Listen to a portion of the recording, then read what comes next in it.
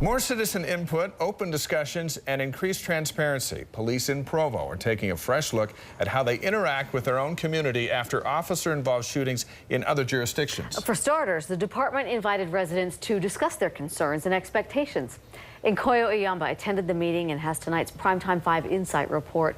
Nkoyo, seems like a number of concerned people were there at the meetings. Yeah, and about 50 people packed that room at the Provo Library last night, and they had honest conversations about their fears and hopes for police and community relations. If there was ever a time to have crucial conversations no justice, no peace. On police use of force, Justice, no peace. It would be now. I can't breathe.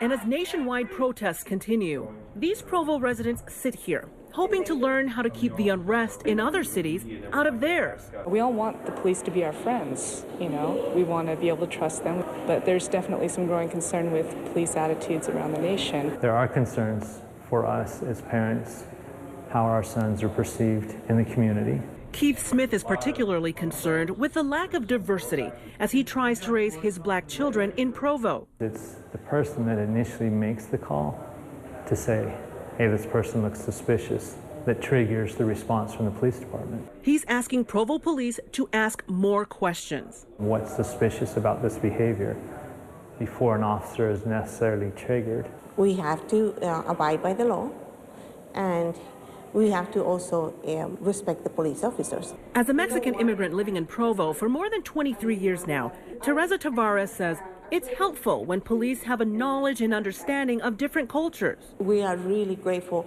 for the police officers in Provo, or they are the Spanish speakers. They do their best to serve the community.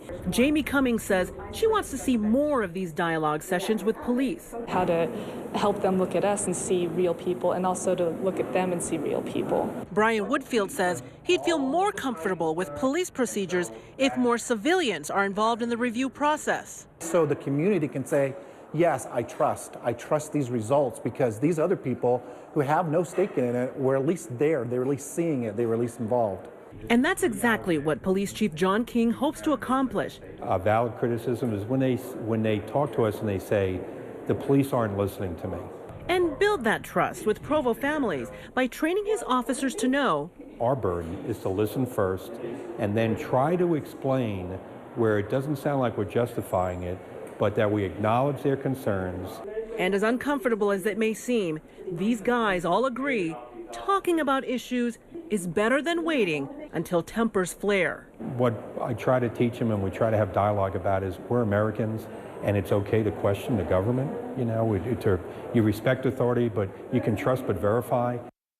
Yeah, and Chief King plans to form a citizens advisory board in the coming year. The residents would look at training protocol, police officer hiring, and promotions process. He says it's just another way to build trust and increase transparency with the community. Dave?